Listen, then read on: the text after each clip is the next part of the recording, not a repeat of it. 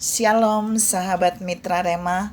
Hari ini kita akan sama-sama mendengarkan firman Tuhan yang terambil dalam Injil Lukas 20 ayat 24 sampai ayat yang ke-25 yang berkata demikian.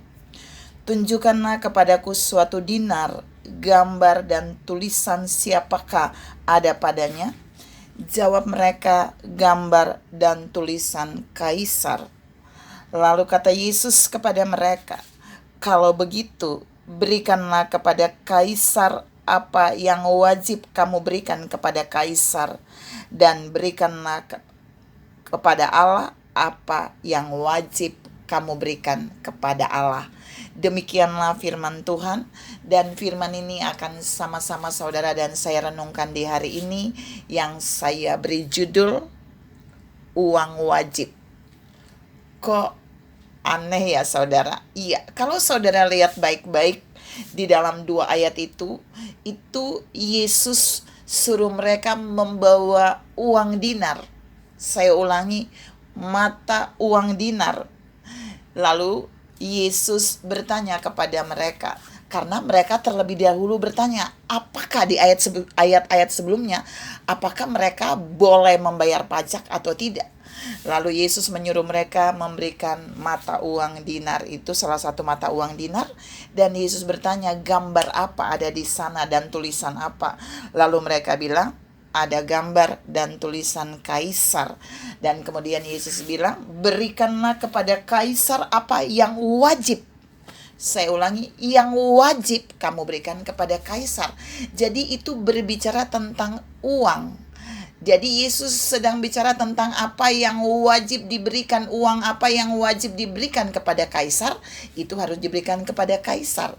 Dan kepada Allah itu wajib saudara dan saya berikan kepada Allah. Tema hari ini saya berikan judul tadi tentang uang wajib.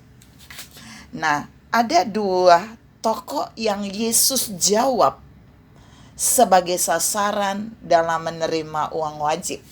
Walaupun yang ditanya oleh orang-orang itu kepada Yesus adalah tentang membayar pajak, uang untuk membayar pajak.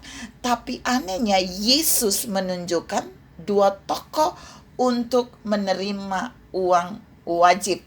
Nah, tokoh yang pertama adalah Kaisar. Jadi Kaisar itu wajib menerima apa yang harus diberikan kepada Kaisar. Nah, kata Kaisar di sana adalah pemimpin suatu pemerintahan. Nah, kalau saudara dan saya dipimpin oleh seorang presiden. Nah, itu bicara tentang uang yang wajib kita berikan kepada pemerintah, dan pemerintah bisa mengelolanya untuk kesejahteraan bangsa kita. Uang wajib yang harus diberikan kepada pemerintah adalah banyak saudara, tapi itu berhubungan dengan pajak yang tadi ditanyakan oleh orang-orang ini di ayat-ayat sebelumnya. Mereka tanya apakah harus membayar pajak? Yes, Yesus bilang wajib. Dan pajak apa saja yang dibayarkan? Tidak ditulis di dalam firman tadi, tapi saya mau share buat saudara. Waktu saudara dan saya membayar pajak, kita melakukan firman yang Yesus katakan hari ini. Berilah kepada Kaisar apa yang wajib kamu berikan kepada Kaisar. Ya, pajak yang biasanya saudara dan saya bayar, yaitu pajak kendaraan bagi yang punya kendaraan, pajak bisnis atau usaha, pajak kalau kita makan di restoran, ada pajaknya, ada pajak kalau kita menginap di hotel, villa, dan sejenisnya, dan ada pajak dari tabungan yang saudara dan saya tabung di bank, itu ada pajaknya, dan pajaknya akan diberikan kemana? Akan diberikan kepada pemerintah. Dan itu saudara dan saya tidak bisa menghindarinya. Kita selalu akan terpotong pajak untuk semua itu. Nah, berapa banyak saudara dan saya rajin bayar pajak kepada pemerintah? Tapi pertanyaannya hari ini, apakah kita juga rajin membayar bagian yang harus kita bayar kepada Tuhan?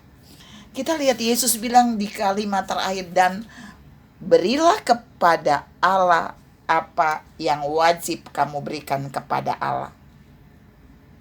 Ada banyak orang rajin membayar pajak, segala jenis pajak, bahkan tidak pernah terlambat membayarnya kepada pemerintah. Tapi pertanyaannya dan tantangan, apakah kita rajin memberi atau membayar apa yang wajib kita berikan kepada Allah? Kemudian saudara akan bertanya bagi saya, masa sih Allah menerima uang pajak? No. Tapi saya mau kasih tahu buat saudara, kalau di dalam Alkitab ada banyak keuangan yang harus kita berikan, wajib kita berikan kepada Allah. Dan itu bukan pajak, tapi itu firman.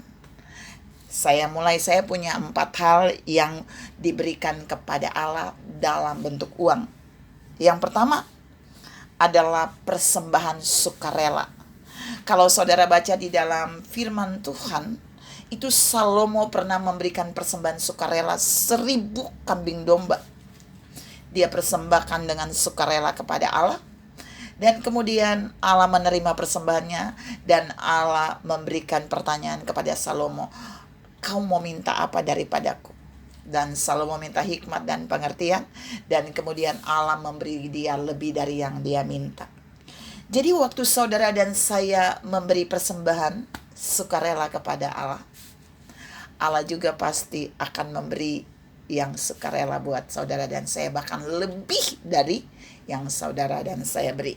Yang kedua dalam waktu kita memberi kepada Allah adalah persembahan syukur. Ada berapa banyak saudara dan saya dilimpahi Tuhan dengan kebaikan. Dan kita lupa memberikan persembahan syukur. Daud adalah tokoh yang selalu memberikan persembahan syukur kepada Tuhan. Yang ketiga yang diberikan kepada Allah, yang wajib diberikan kepada Allah adalah persembahan sulung. Persembahan yang pertama kali saudara dan saya dapatkan dari hasil pekerjaan kita. Amsal 3 ayat 9 dan 10. Dari pekerjaan pertama saudara dan saya, atau ada orang-orang yang mendapatkan hasil dari persembahan pertama di awal tahun, di awal bulan, di awal minggu, dia memberikannya kepada Allah. Maka lumbung-lumbungnya akan diisi penuh sampai melimpah, dan bejana pemerahannya akan meluap-luap seperti air buah anggur. Setiap persembahan yang kita berikan kepada Allah itu ada dampak positif yang dahsyat. Yang keempat, walaupun masih banyak, tapi saya hanya mau share 4 dalam bentuk uang yang diberikan kepada Allah. Yang keempat adalah persembahan persepuluhan. Ada banyak orang kalau sudah berkata tentang persepuluhan mulai alergi. Tapi khusus hari ini saya mau sampaikan buat saudara, itu bagian yang harus kita berikan dan wajib kita berikan kepada Allah, yaitu persembahan persepuluhan. 10% dari apa yang saudara dapatkan dari Tuhan. Apakah boleh lebih, Bu? Boleh. Tapi apakah boleh kurang, Bu? Nggak boleh. Minimal 10% kita berikan kepada Allah. Makin kita beri lebih banyak, makin Allah akan memberkati saudara dan saya. Malaki 3 ayat 10. Maka dia akan membuka tingkap-tingkap langit kepada saudara dan saya, sampai kita berkelimpahan. Saudara yang saya kasih dalam Tuhan Yesus Kristus, apakah saudara dan saya sudah membayar bagian yang harus kita berikan kepada pemerintah?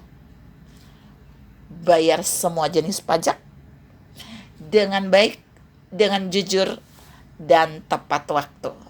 Tapi yang kedua, Yesus juga menekankan berilah kepada Allah apa yang Allah punya. Bagaimana kita memberikan kepada Allah? Dengan persembahan syukur, persembahan sukarela, persembahan sulung, dan persembahan persepuluhan. Mari kita lakukan itu, dan Allah sumber segala kasih karunia akan memberi yang terbaik buat saudara dan saya. Tuhan memberkati saudara berlimpah. Salam memberi kepada Allah apa yang Allah punya, dan memberi kepada kaisar apa yang kaisar punya. Amin.